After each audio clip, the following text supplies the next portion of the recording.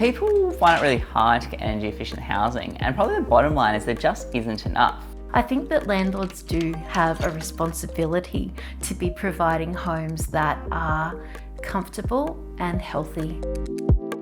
Renter Researchers, it's a citizen science project. We recruit citizen renters across the country and we send them a temperature tracker which allows them to track the temperature and humidity in a point in their home, not just at one point in time, but over an entire season.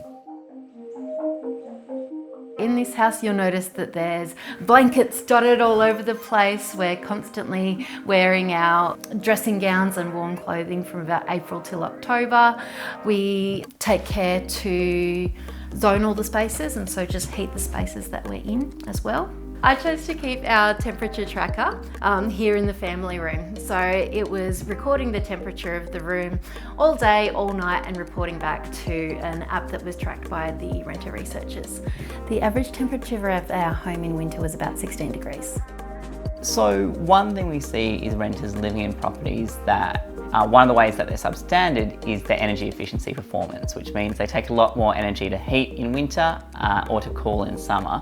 And this matters a lot because often people actually end up living in temperatures that are unhealthy when you're spending time in them. So in terms of our family's health and well-being, I notice a definite change in mood in the colder weathers. Also, myself and two of the kids have asthma as well, and so we notice an exacerbation of the symptoms in the colder weather too.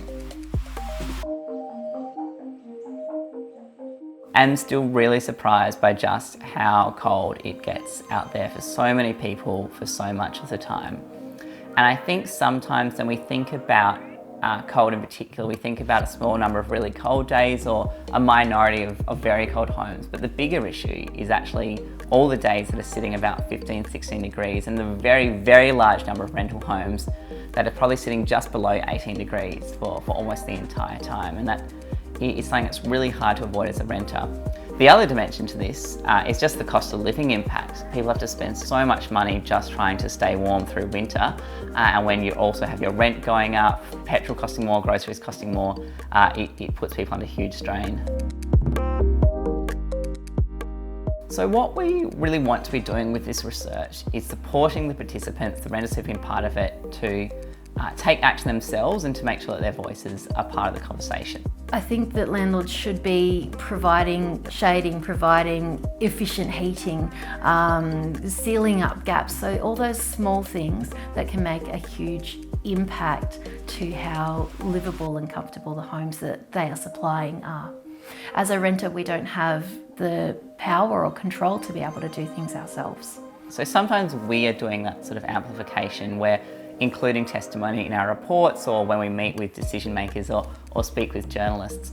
But we're also trying to support Renter Researchers to do that themselves. So Energy Consumers Australia's grant program has been really useful for better renting. Things like Renter Researchers depend so much upon the ideas coming from our partners, their help with recruitment, but also just knowing that we'll be able to keep doing this work over time, and that's where the support's been really valuable.